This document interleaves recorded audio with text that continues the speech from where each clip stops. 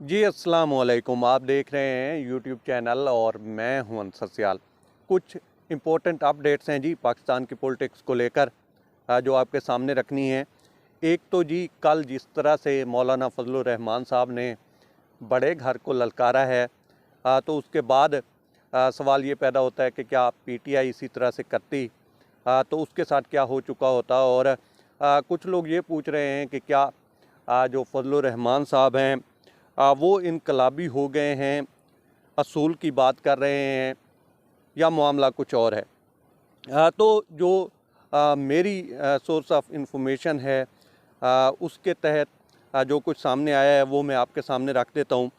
एक तो जी मौलाना फजलुर रहमान साहब को तीन चीज़ों पे जो है कुछ ग्रीवेंसेस थे। तीन चीज़ों के ऊपर उनके जो हैं कुछ तहफ़्फ़ुज़ात थे। नंबर एक, जब ये इलेक्शन रिज़ल्ट रोके गए और तब शायद इलेक्शन चीफ कमिश्नर जो हैं वो भी कहीं चले गए थे, शायद कहीं मीटिंग भी हुई थी। तो उस मीटिंग में फजलुर रहमान साहब को जो है ना तो पूछा गया और ना ही उनको एतमाद में लिया गया है। फिर फजलुर रहमान साहब के ये भी तहफ़्फ़ुज़ात हैं या हो सकते हैं कि हजूर जहाँ पे इतनी सारी सीटें जो हैं रेवड़ियों की तरह बांट दी तो एक दो हमें भी दे देते तो आपका जो इकबाल है वो बुलंद हो जाता। और तीसरा ये कि ये जो सदारत के लिए बातचीत हो रही है पीएमएलएन और जो पीपीपी है, तो उसमें भी उनको एतमाद में नहीं लिया गया। तो ये तीन बड़ी चीज़ें हैं जिनकी वजह से मौलाना साहब का बहुत दिल दुखा हुआ है। और वो कहते हैं ना कि मछली जो है वो पानी के बगैर ज़िंदा नहीं रह सकती। इसी तरह से अगर मौलाना फजलुर रहमान साहब को जाकर सदारत ऑफ़र कर दी जाए तो ये ऐन मुमकिन है कि उनका ये जो इनकलाबी पन है वो चला जाए। बेसिकली वो बड़े घर से शिकायत कर रहे थे कि हजूर हमें भी तीन चार चीज़ें जो हैं वो दे देते। और अगर जरदारी साहब जो हैं वो चले जाएं मौलाना साहब के पास तो ये मसला जो है वो हल हो सकता है। जरदारी साहब कह दें कि मौलाना साहब ये लें आप सदारत और जनाब आप आएँ ना ज़रा, आपसे बातचीत करते हैं, बाकी चीज़ें भी बांट लेते हैं। तो वो आ सकते हैं। वो ना इनकलाबी हुए हैं और ना ही कुछ ऐसी बात है। वो बेसिकली एक शिकायत कर रहे थे।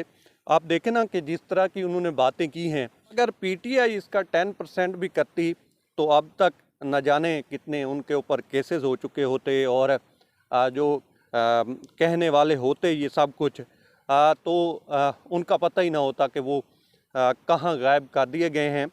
तो ये जो सहूलत है ये सिर्फ मौलाना साहब को ही मुयस्सर है कि वो जब चाहें जिस तरह से चाहें तनकीद करें। और ये ऐन मुमकिन है कि उनके साथ बातचीत की जाए और आने वाले दिनों में वो आपको फिर से जो है हुकूमती बेंचों के ऊपर बैठे नज़र आएँ। कुछ किन के कहने पे किया तो जनाब उनकी जो पार्टी है उसमें भी काफ़ी दबाव था, प्रेशर था कि सारी पार्टियां जो हैं वो प्रेस कॉन्फ्रेंसेस वगैरह कर रही हैं और ये सारा कुछ कर रही हैं। तो आप भी जो है आगे बढ़ें, चूँकि जिस तरह से बाकी पार्टियों ने बीएनपी है या बाकी जमात इस्लामी है या बाकी पार्टियां हैं, जिस तरह से टीएलपी को देख लें, तो इन सब ने जिस तरह से जो है अपने खदशात का इजहार किया है तो मौलाना साहब ने वेट तो किया कि शायद उनको भी कुछ ना कुछ मिल जाए इस बहती गंगा में, वो भी हाथ धो लें, लेकिन ऐसा हुआ नहीं है। अब आ जाते हैं जी पीटीआई के साथ जो बारीक वारदात डाली जा रही है। और हुआ कुछ यूँ है दोस्तों कि पीटीआई चूँकि ज़्यादातर रिलाय करती है सोशल मीडिया के ऊपर और वहाँ पे जो इनके ज़्यादातर लोग हैं जो नैरेटिव बिल्डिंग करते हैं तो उनको किसी और काम पे लगा दिया गया था। उनकी जो अटेंशन थी वो डाइवर्ट की गई कि जनाब किसको पार्टी में वापस लेना है, किसको नहीं लेना, शीरीन मज़ारी वापस आएंगी, मलिका बुखारी वापस आएंगी कि नहीं आएंगी।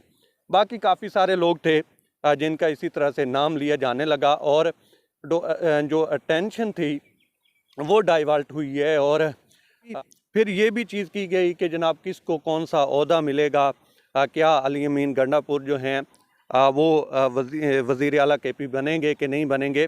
तो ये सारी चीज़ें जो हैं इनको करने के बाद जो है यूँ ही अटेंशन डाइवर्ट हुई है तो एक मंडी सी लग गई है। आपने देखा है कि किस तरह से जो है लोटे, अब मेरे पास जो हैं तकरीबन 20 के लगभग नाम पड़े हैं जो मैं यहाँ पे अभी शो नहीं करना चाहता, चूँकि देखें हो सकता है कि शायद अक्ल आ जाए, लेकिन लगता नहीं है कि कोई सबक सीखा है बड़ी पार्टियों ने भी और इन जीतने वाले लोगों ने भी। अभी ये वही लोग हैं जो मरीम नवाज़ साहिबा के साथ खड़े हुए हैं कि जिनके बारे में मरीम नवाज़ साहिबा कहती थी कि ये लोटे हैं और लोटों की जो जगह है वो वाशरूम है। फिर आप ये देखें कि अलीम ख़ान साहब के साथ कितने लोग खड़े हुए हैं। खैर अलीम ख़ान पे तो इसलिए गिला नहीं बनता कि उन्होंने ख़ुद जिस तरह से पार्टियां बदली हैं। तो ये सारा कुछ चल रहा है और सियासत के दाव पेच अपनी जगह पे, जबर भी अपनी जगह पे, क्रैकडाउन भी अपनी जगह पे, लेकिन PTI भी अपनी तरफ से पूरी खेल रही है। अब यहाँ तक कहा जा रहा है कि जनाब जितना बड़ा स्ट्रोक जो है अली अमीन गंडापुर की सूरत में खेला है इमरान खान साहब ने, तो वहाँ पे वो किसी भी सूरत में काबिल कबूल नहीं है। वहाँ पे ये हो सकता है कि गवर्नर राज लगा दिया जाए। अब ये कह कौन रहे हैं? फैसल वोडा साहब। और फैसल वोडा साहब जो हैं वो किसके करीब हैं वो भी आप जानते हैं। मेरे ख्याल में ये एक प्रेशर टैक्टिक्स तो हो सकती है, लेकिन हकीकत से इसका कोई ताल्लुक़ नहीं है।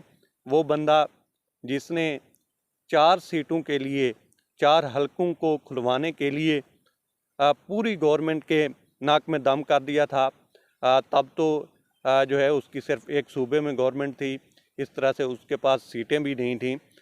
तो आप सोचें कि वो करेगा क्या इनके साथ। अभी ठीक है, फॉर द टाइम बीइंग ये गवर्नमेंट भी बन जाएगी, लेकिन बदकिस्मती ये है कि मुल्क के हालात मुझे नहीं लगता कि फ़िलहाल सुधरेंगे, चूँकि जिस तरफ ये जा रहे हैं मैंडेट चोरी हो रहा है।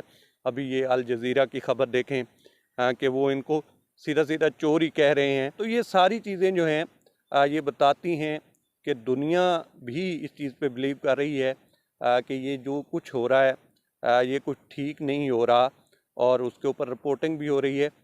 तो मेरा नहीं ख्याल कि फ़िलहाल सुधरेंगे। ये गवर्नमेंट आने वाली जो है इसके पीछे कोई अपनी आकबत ख़राब कर रहा है 6-7 महीने या 1 साल या 2 साल के लिए, तो वो शौक़ से करे, लेकिन ज़्यादा इसका चलना है बहुत मुश्किल। अब तक इतना ही। आप दोस्तों से रिक्वेस्ट है कि आप हमारे चैनल का विज़िट करें और अगर आपको हमारे चैनल का कंटेंट पसंद आए तो इसे सब्सक्राइब करें।